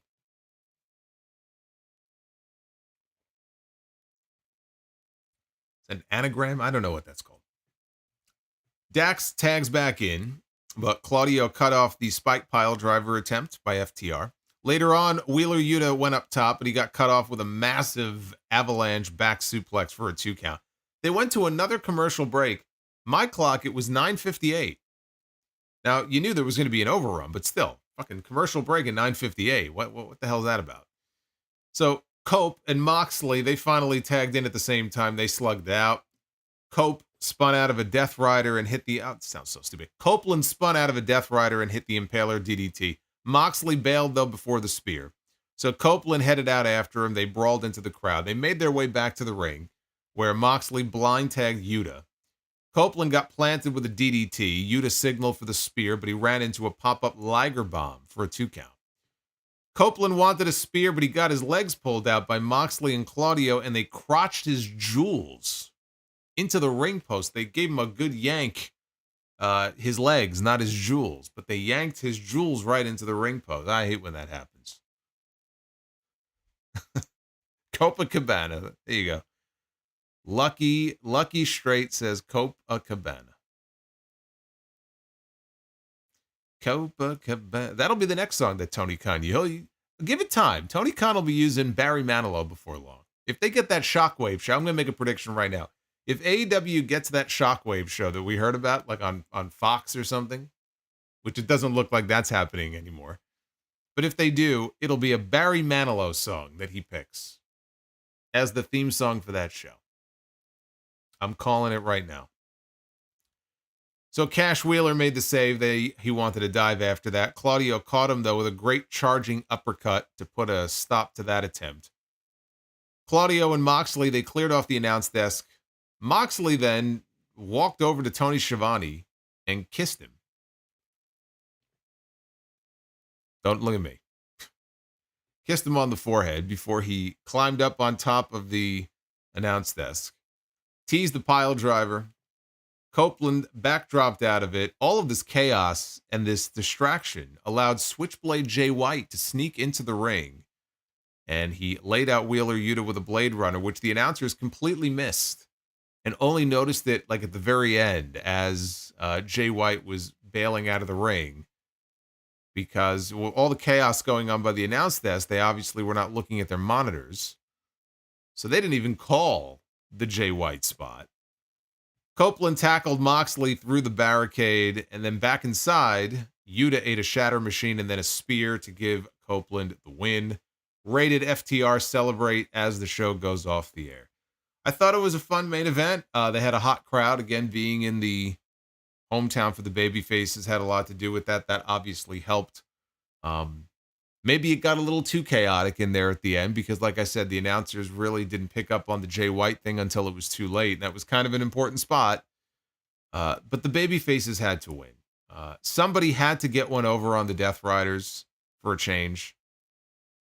I mean, it was a must. You know, coming out of World's End, another win for Jon Moxley. Who can step up? Who can step up and show that they might actually have a chance to take that championship away from him? Now, Copeland should not be the one to beat Moxley for the title. Obviously, that should go to one of their younger stars, probably one of their homegrown stars. That would make sense. One of the younger originals, perhaps. But it does give Moxley a bigger name to challenge right now, which is something that this angle desperately needs. It needs some star power injected into it. Try to breathe some life into what is otherwise a dead story. That's all you can hope for. So, on the whole, I thought it was a solid follow-up to World's End. They had some faces missing. There was no Ospreay on the show. There was no MJF or Okada live in the building, just pre-tapes with them.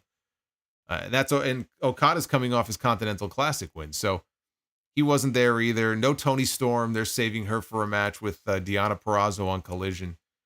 The Ricochet stuff was really good. I mean, the Ricochet stuff was probably my favorite thing on the entire show tonight, was that segment. And I'm glad they got Hobbs on the show. I'm glad they got Jamie Hayter on the show, even though they didn't really do much. Is Hangman going to be in the Gauntlet next week? We don't know. Is MJF going to be in the Gauntlet? Based on the promo he cut tonight, you would think that he would be. But they just didn't make that clear. And if he's going to be in it, I don't know why you wouldn't want to make that clear. So we don't know if either of them are going to be in that match next week. But if they're not going to be next in line to challenge for the AEW World Championship, what we need to find out next week is, where do they go? What is next for MJF? What is next for Hangman Page? And I hope it's not just Christopher Daniels. What is next for these guys? That is what they need to establish on the show next week. And also, where does Kenny fit into all this? Because Omega's going to be back. He's back on the show next week. Right? He's not going to be in the Gauntlet, I wouldn't think, but he'll be on the show. What is he going to say? Who is he going to address? Is it Okada? Doesn't feel like they want to do that match right now. So who's he going to address? What does he do in the meantime? Those are the key questions for next week's show. Collision this weekend has Copeland, Harwood, and Wheeler taking on the Learning Tree. Chris Jericho, Big Bill, and Brian Keith. Daniel Garcia defends the TNT title against Mark Briscoe. Tony Storm takes on Deonna Purrazzo for the first time ever. Wink, wink. Private Party defend the AEW Tag Team titles against Lio Rush and Action Andretti. And the Rock and Roll Express return to Charlotte. That is what is being promoted for Collision. And then Dynamite next week has the Casino Gauntlet match and the return of Kenny Omega. They are calling the episode in 2 weeks Maximum Carnage. Who comes up with these names? Maximum Carnage in 2 weeks. I better get some Maximum Carnage then. It better live up to the name or I'm going to be disappointed. What did you think? How did you cope with AEW Dynamite tonight? Well, that's not good. 39%. Did not cope very well, actually. 39% thumbs up, 61% thumbs down. The Rock and Roll Express, they must be like 70 now. You know what? They are they're 70-ish. But at least up until a couple of years ago, Ricky Morton was still doing Canadian Destroyers. I don't know if I would still be doing that at this point if I were him. But Ricky, man, he was still showing up. He was showing out. One of the great thrills for me in House of Glory was being able to call a Rock and Roll Express match a few years ago. See? Most people on this earth can't say that they've had the chance to call a Rock and Roll Express match, but I can say that. So I will always have great respect for the Rock and Roll Express. All right, let's take a look at your Super Chats. See where we are on the likes. Let me sneak a peek here. We just hit the 400 like goal. So we'll be doing the one round, it looks like, of Be the Booker tonight. One is better than none. We did 4 rounds last night. If Be the Booker was a gun, we basically emptied the clip on our New Year's Eve stream. Had a lot of very interesting matchups on that card last night. Hey, Base Beerus was with us last night. Says, Hokey Copey.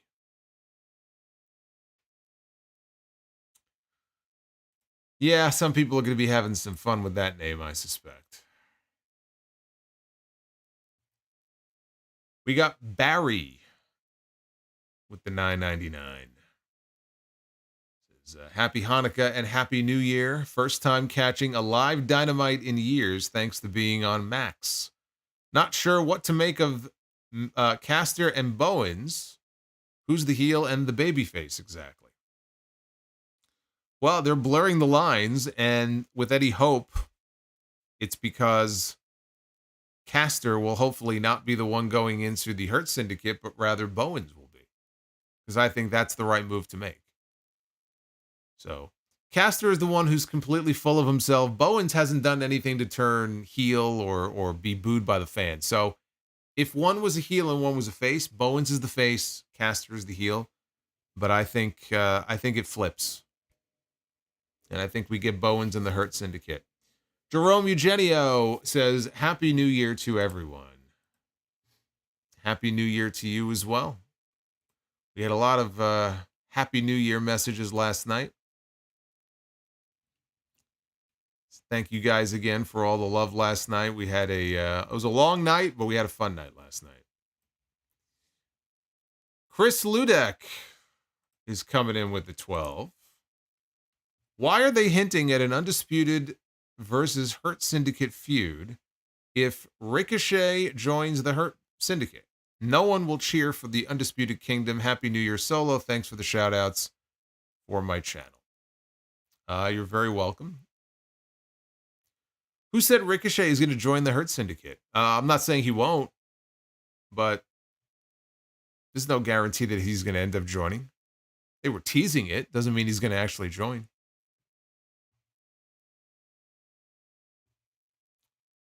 Oh, is there no... Oh, did I turn the music off? I think I did. There we go. It's back. I forgot the music was off. Dev to Dust. Been a channel member for 34 months.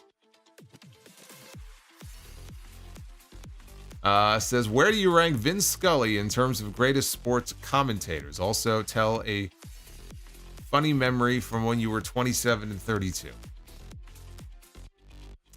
I could do a better job of reciting the matches from WrestleMania 27 and 32 than I could telling you what I did when I was 27 and 32. But as far as Vin Scully, yeah, I mean, obviously he's among the greats.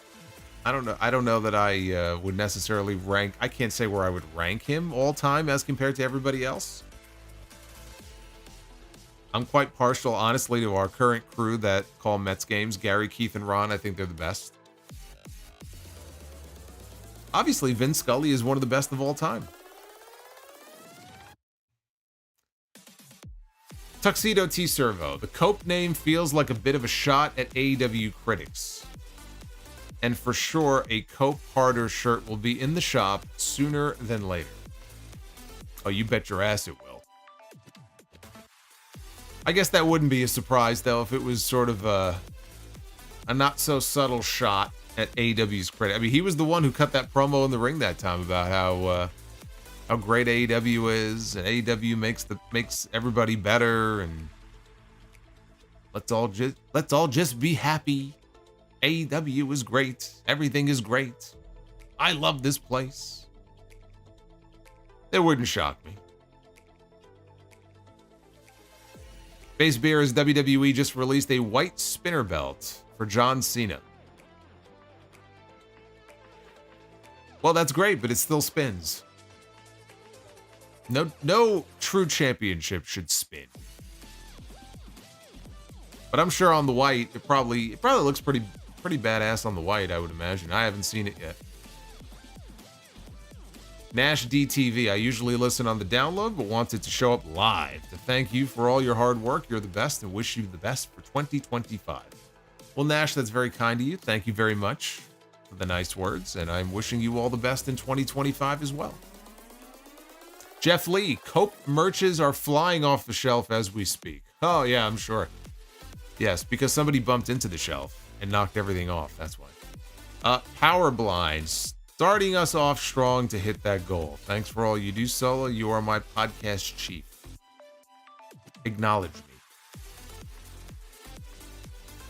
Base Beerus. Mo money, mo problem should be Dynamite's theme.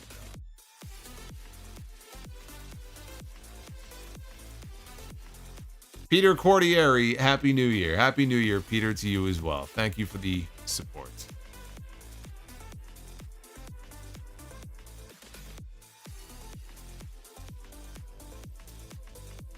Ed Swoggle. Streamed clear on Max. No picture-in-picture during the breaks, though.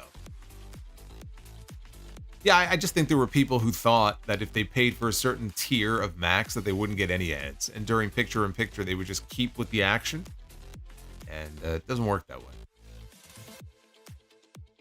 You're still getting your ad breaks. Fox Star Killer with 17 months of channel membership. Hello all. Just came over from Good Mike Works watch along for this show. Also featured finished WrestleMania 2000.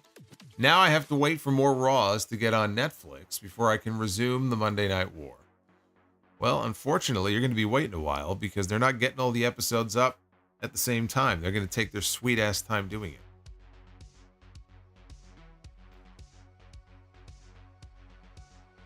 The Juliet, here's to 2 more rounds of Be the Booker. Also, thoughts to everybody down in New Orleans after the attack on New Year's. Also, rest in peace, Sweet Daddy C.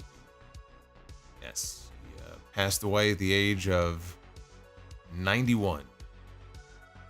Bret Hart always spoke very fondly of Sweet Daddy Siki when he was up in the Calgary territory for Stampede. George, number 1 Homo sapien fan, Sekman. I saw Omos, by the way. Now, this is amazing. So, if you don't know this, Omos wrestled this morning for Pro Wrestling Noah. So he's been walking around, like there's pictures of him like walking around the streets in Tokyo. People look like Godzilla walking around. Everyone's like looking at him like he's a monster. He pinned Naomichi Marufuji. So not only did he and Jack Morris win the GHC tag team titles this morning, Omos pinned Marufuji to win the titles. He is now one half of the GHC tag team champions. Omos is a champion in Japan. I'll tell you what, he gets his run over there. He's going to win over some more Homo sapiens. He's going to convert some more people. He's going to be the big Gaijin monster over there. George says Mercedes Moné needs to quit going after titles in other companies that she never defends and just concentrate on her TBS title. Oh, you will take the belt collector and you will like it, George. She's going to collect them all. Like Pokemon. She's going to win them all. She's going to put them on her shelf. She's going to look like Ultimo Dragon coming out on Dynamite. She's going to put her arms out. There's going to be belts hanging off both arms. She's going to recreate the Ultimo Dragon pick. Ali says, Happy New Year, my friend. God bless you. God bless you as well. Thank you. Happy New Year, Ali. BCOM see clearly. I was able to watch OSU on ESPN and AEW on Max. So the Max deal helps. By the way, Texas Longhorns fans, watch for the shoe. Go Bucks. Happy New Year, brother. Jeremy Rose with the 12. Tony is going all in to replicate WCW 2000 and giving Jeff Jarrett the title. I already lived this nightmare. Please don't make me relive it. All he wants to do is relive his childhood with this company. Jeff Jarrett was a champion in WCW 25 years ago. Like, it's one thing, I'm not saying Jarrett's not a star, but it's one thing if you're talking about, like, Sting coming back and getting one last run, especially because he got hurt, you know what I mean? Who is asking for a Jeff Jarrett title chase in 2025? Karen. That's about it. Nobody else is asking for this. Some people might not mind it, but nobody is actively asking for this. Dan Richards says Ospreay is up 2-1 over Fletcher already in AEW. Oh, that's right. They had that Dynamite match. Are they even acknowledging it? Or are they basically sort of pretending like that didn't happen? I forgot about that match. Well, we'll pretend that this is the rubber match. Base Beer says, if Edge and Jericho finally reform their tag team, what would be a better name? Learn to Cope or the Coping Tree? Oh my God.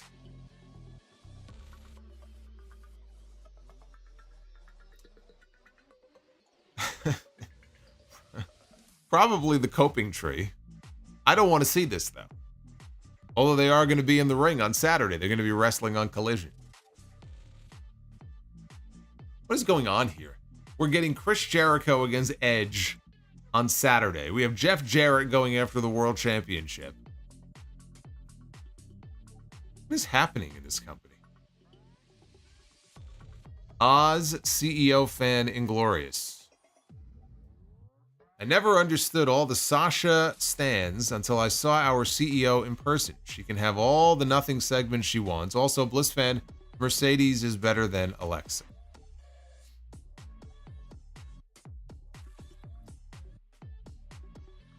I'm not getting involved. Oz with another 5. A Foxstar killer. Coming in with 20. Thank you, brother. Oz says 100 out of 100. I would rather see a 57-year-old legend like Jeff Jarrett on my TV over Wheeler effing Yuta or Garcia in every damn main event and winning belts.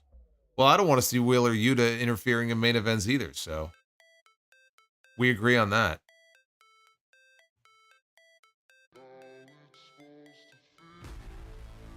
Base Beerus says slap nuts. Very good. Project Libertad Omos, a WWE catering orbiter, showed up in Noah and made more of an impact and got Japanese fans interested than Moxley, Kingston, and Ricochet in New Japan. Yeah, but that's not surprising, though, because, you know, again, the guy is an attraction. So I don't know why anybody wouldn't have thought that he wasn't going to get over as an attraction over there. I mean, look at Jon Moxley and look at Omos, right? Imagine Omos walking out there in Japan for the first time as opposed to Moxley. All eyes are going to be on him, and he's going to get a reaction, you know? I mean, the move that he used to beat Marufuji was a tree slam, and he didn't put him down gently. Like, he fucking slammed the shit out of this guy. People are looking at Omos, and they're saying, oh my God, look at this guy. This guy's he's a destroyer. He's a monster. In WWE, he's already been beaten. Brock Lesnar beat him at WrestleMania, right? I mean, that was the problem with Big Show for so many years. In a different era, Big Show could have been our Andre.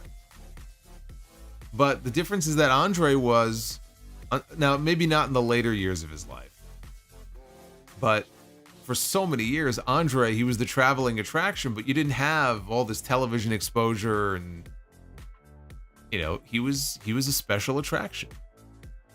Big Show was on television every week doing comedy. So after a while, yeah, he's big and he's strong, but he just becomes another guy. In Japan, Omos is not just another guy. You don't see too many people over there looking like him. So that doesn't surprise me. Base Beerus AEW, a new Cope. BCOM, see clearly, it's called the Big Rig Solo. Get it right. They started calling it the Shatter Machine again, so I don't know what you're talking about. It's been the Shatter Machine for a while now.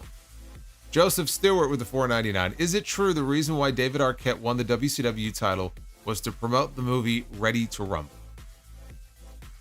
No. I mean, I can't say that wasn't some small part of it, but no. Believe it or not, it was actually, you want to know whose idea that was? If Russo is to be believed anyway. It was not Russo's idea. We have Tony Schiavone to thank for that. Because as the story goes, they were sitting around in the production meeting, and it was Schiavone who said, look, I have an idea. Why don't we put the world title on David Arquette? Right?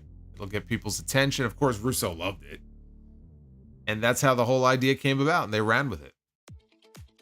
It was to try to get exposure. It was to try to get media attention. A lot good, by the way, it did for WCW. Yeah, oh, it got them attention, all right. It got them the kind of attention that they weren't necessarily looking for. But yeah, you want to know who to blame for that, you can blame Tony Schiavone. Oz and Gloria says, boom, boom, Copacabana, boom, boom. Copacabana. I know what I'm listening to when I'm done here. BCOM, see clearly, I think people are dislike bombing the episode wasn't the best ever, but it definitely was an entertaining thumbs up show. Well, it was entertaining for you, and for other people it wasn't. It's the way it goes. People have different opinions. Oz says, please run a poll that is not in a Fed cesspool. Oh, there's the Fed again, huh? The Fed? The Fed? Nope. Cope. I'm gonna start using that word more often. Cope. Joseph Stewart, do you think Stone Cold should have at least hosted an episode of Saturday Night Live in 98 or 99 during his peak?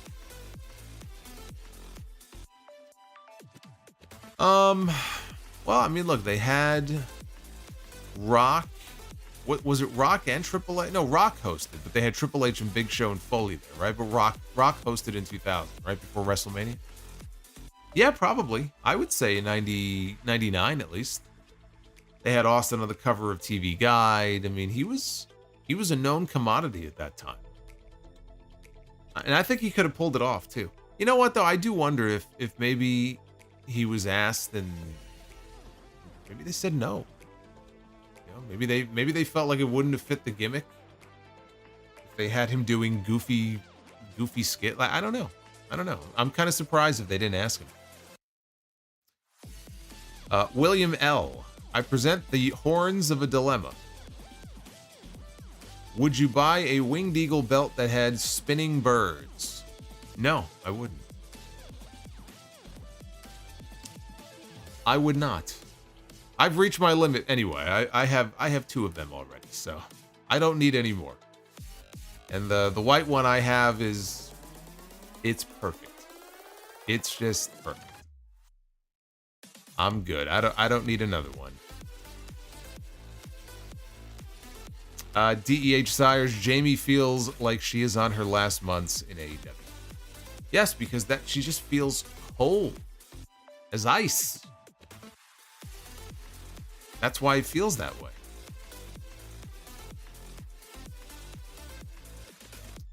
Project Libertad, AEW fans that defend the AEW New Japan partnership but mock the WWE partnerships with any Japanese promotions for being one-sided went real quiet with Omos.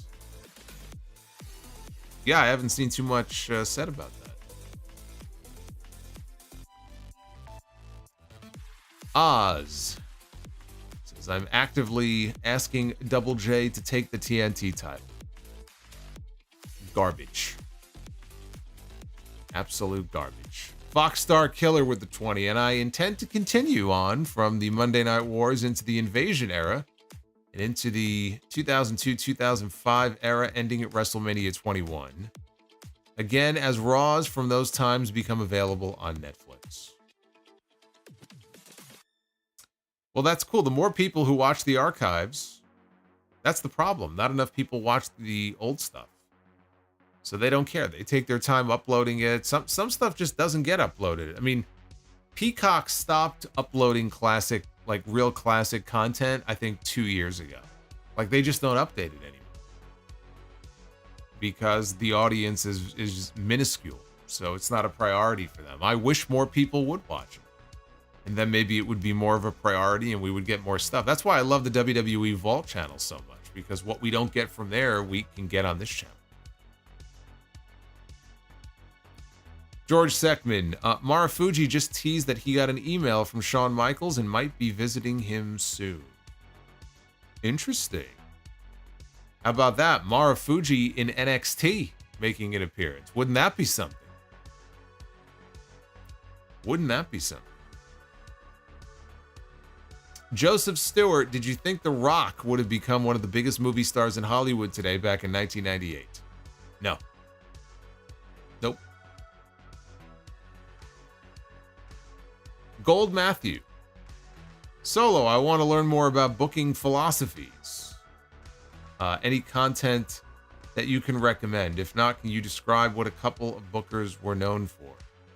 I mean, you can look up books on, they have, I'm sure, books on promoters like Sam Mushnick and Roy Shire, and you see, those are some of the like old school names you see talked about a lot who were very influential.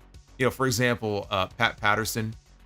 Out in California, he came through that territory, and you know he's known for coming up with the Royal Rumble, but he got that idea from that territory, and then was able to, you know, pitch it to Vince McMahon, and then they ran with it, and it turned into what it's turned into. But there's lots of different territories. Different promoters had different booking philosophies, whether it was a Jerry Jarrett or an Eddie Graham or, the Sheik up in Detroit. So if you look up, there are books that have been written about the territories. I think that would give you probably a sense of each individual promoter. I can't recommend any specific book for you off the top of my head, but that's what I would search for. Jeremy Rose, Gunther Omos, WrestleMania. What do you say? I say no. That's what I say. William Sanchez, did you see the picture of Keith Lee on Twitter? He lost a ton of weight and looks great. I hope he'll be back soon and is used regularly. I did not see that photo. I will definitely have to take a look at that. And I hope that he comes back healthy and he can kick ass, because it's really, really sad. What happened to his run just because of, health issues. And I would like to see him get a second chance and get his career back on track, because I think he could definitely contribute. He just hasn't been able to stay healthy. But the most important thing is that he is able to be healthy. Nothing else really matters. But if he's able to get himself healthy, if he is healthy, I hope he comes back, and I hope he kicks ass. I wish him all the best. And be calm, see clearly. Yeah, that's right. Vince called the Rumble stupid. He did. He wasn't sold on the idea when he first heard it. Yep. Don Owen is another one in Portland. That's where Piper cut his teeth. Working for Don Owen. Up in the Pacific Northwest. It's interesting how each territory had its own identity.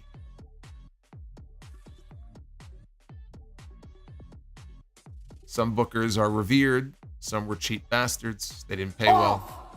It's a direction you can fuck. That's what some wrestlers said to some of the promoters.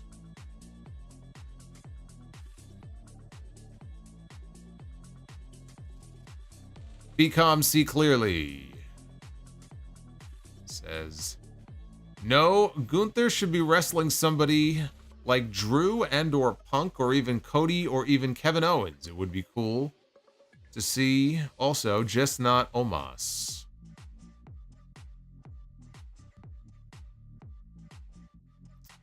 Base Beer says, books on booking. That's right. You got to read the book on booking. And we're going to be the booker.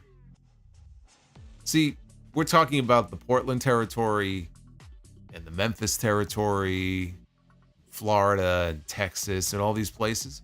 You know what this is? This is the Solomonster territory. And here in this territory, we be the booker. And that's what we're going to do here in a moment. Hydrograd with the 22. Hey, Hydrograd, thank you for that drop. Since Cena's retirement tour is this year, do you think that we will finally see that Broken Skull episode that WWE promoted but never released? Also, what the hell happened to the Broken Skull sessions? I missed that show. Yeah, it just sort of ended. I believe there was an episode that they filmed with Cena, now that you mention it. You know what? I could see that popping up on the Vault channel on YouTube. They actually released the Broken Skull sessions that he did with Bret Hart on there not that long ago. So, and I think one with Goldberg also they put on there. Maybe it'll pop up on there. Unless there's something in there that they just were like, yeah, we can't air this. But I can't imagine what that was, or, you know, that they couldn't edit that one part out and air the rest of the episode. I'm gonna make a prediction and say that it will pop up on the Vault channel at some point this year.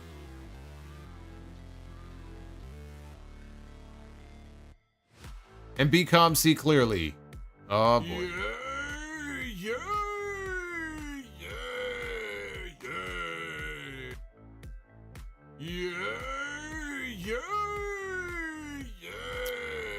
Bushwhacker Solo is here. Be calm says, Solo, I have a question. Who was most responsible for TNA's downfall? I say Dixie Carter because she should have built around AJ Styles, period.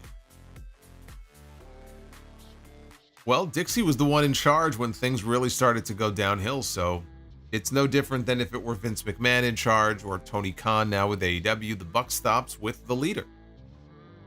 Dixie was the leader, right? She's the one who had Russo working for her. You could blame Russo. He definitely deserves his share of blame, but Dixie was the one pulling the purse strings and making the decisions, so blame Dixie. She's the one who made the deal with the devil, right? To bring in Hulk Hogan and Eric Bischoff. Blame Dixie. Base Beer says Solo's dungeon. That's right. You hear the shrieks of horror from the dungeon. You hear all the screams. Jeremy Rose. Okay, then. Omos, Tongaloa, WrestleMania main event night 1. Sure. That'll allow me to start streaming early that night. As soon as the main event starts, I can start my stream. Saves me some time.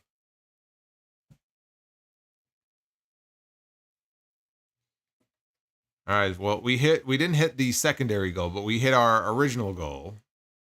And so that means it is time to be the booker. So let's do it. Ladies and gentlemen, it is now time to be the booker. Let's do it, guys. We got one card and one card only tonight. We had 4 last night. We got to make this good, though, because we only got 1 tonight. And for tag teams, we begin with the Mega Powers. This right here. This is what I grew up on. Hulk Hogan and the Macho Man Randy Savage with Miss Elizabeth in between them. Look at the eyes. You could tell Savage was right, man. The eyes, Hogan's eyes, man, they lust Elizabeth. So do mine, by the way. I can't blame it, but the Mega Powers, man, they were the shit back in the day.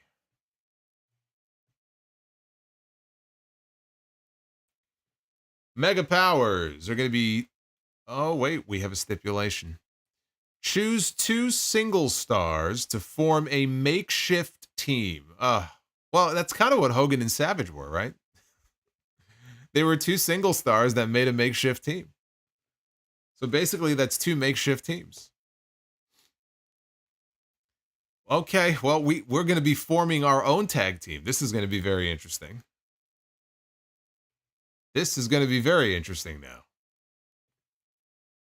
Whatever 2 names we land on, they are going to be a tag team. And they are going to face Hulk Hogan and Randy Savage. We begin with Jeff Hardy. Okay, so it's going to be Jeff Hardy. Oh my God, if we land on Matt, I'm going to shit a brick. Jeff Hardy is going to be teaming up with Mr. Perfect to take on Hulk Hogan and the Macho Man Randy Savage. Mr. Perfect and Jeff Hardy.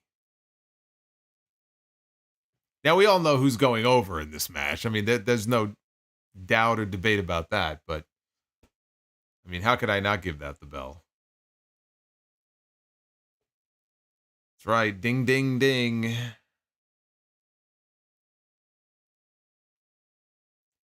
Extreme Perfection.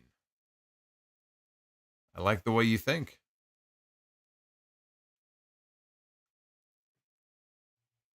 All right, women's Be the Booker. We begin with Natalya. Well, she's been around for a long time, hasn't she, in this company?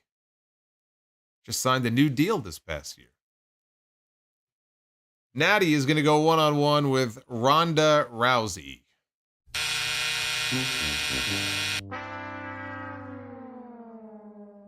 Yeah, I'm not in the mood tonight for Ronda Rousey. Not after we had the perfect match last night, Io Sky against Io Sky. We go from that to this. I don't think so. Bliss fan, I knew you weren't going to be happy about that. Bliss fan says, ew. Ew.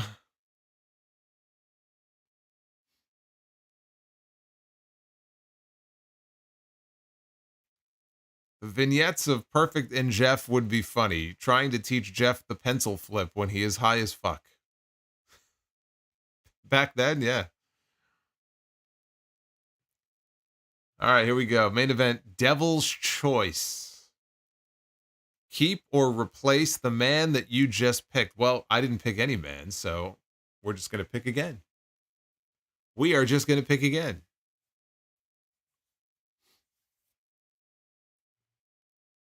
The ring general. There he is. The world heavyweight champion himself, Gunther. Where he belongs, in the main event of Be the Booker. I love it. Gunther defending the World Heavyweight Championship against Minoru Suzuki. What a fucking match. It probably would just be one giant chop fest, but I for one, would love to see that match. Now we're talking. There you go. Gunther and Minoru Suzuki. Murder Grandpa himself. A chopathon. Have you seen Suzuki when he was in his younger years? He could do a lot more than just chop.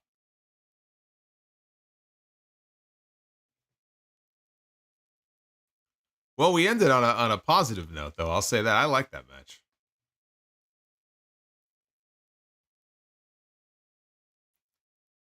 Who takes the championship? Well, Gunther.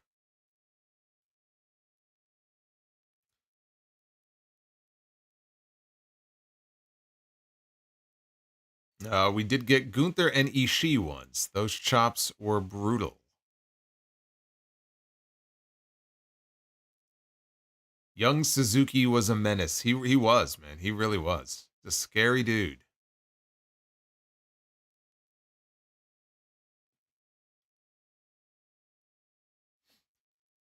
Suzuki, he's an interesting one because you'll watch him and like he'll get into these chop fests and the match kind of slows down. But then there'll be like the sequence where, he comes off the ropes and he stops himself and slides around and like with such speed, it's like, holy shit, where'd that come from? Like he still has that in him. Just saves it for the right moments. And you forget how explosive he could still be, even though he's in his mid-50s.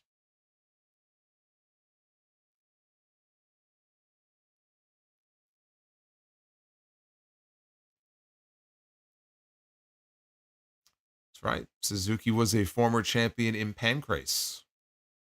No, he could put a hurting on you.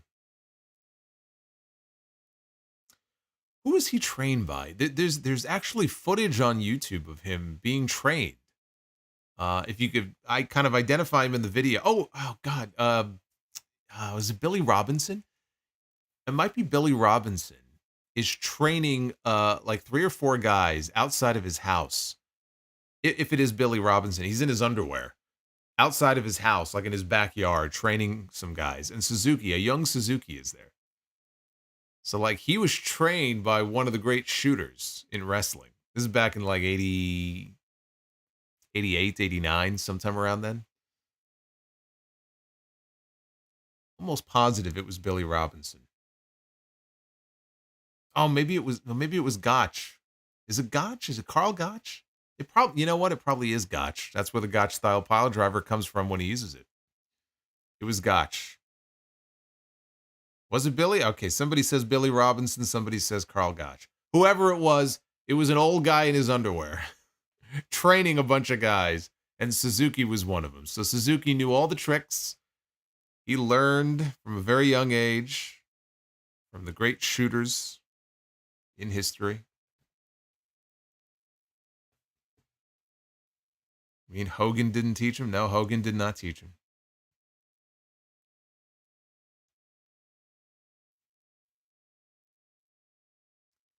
Anyway, thank you guys for joining me for the very first live stream here, first full stream of the brand new year that we now find ourselves in, 2025. It's going to be the best one yet. I have to keep telling myself that because if I will it to be true, I think it will become, I don't even know what I'm saying. I'm very tired after last night. I went to bed I literally went to bed at 4:30 in the morning. So I'm running on fumes here. You know, if I had a one of those energy bars like you have on your phone, mine would be at about 5% right now. So on that note, I'm going to leave you. I'm going to power down. But I will be back with you on Friday night, and it is the first 3-hour SmackDown. So live on the channel, probably around 11:20, 11:30 on Friday night. We'll talk about the first SmackDown of 2025. Hopefully you will be able to join me then. We have one more super chat. Look who's coming in late. I love you, Solo. You are my tribal chief. It's Eminem with the $15. Mega Powers against the Perfect Enigmas would sell SummerSlam tickets quickly. Did Vince visit Tony Khan last week for Christmas? Because Adam Copeland going to the rated R superstar Cope is funny. This feels like a Vince move, doesn't it?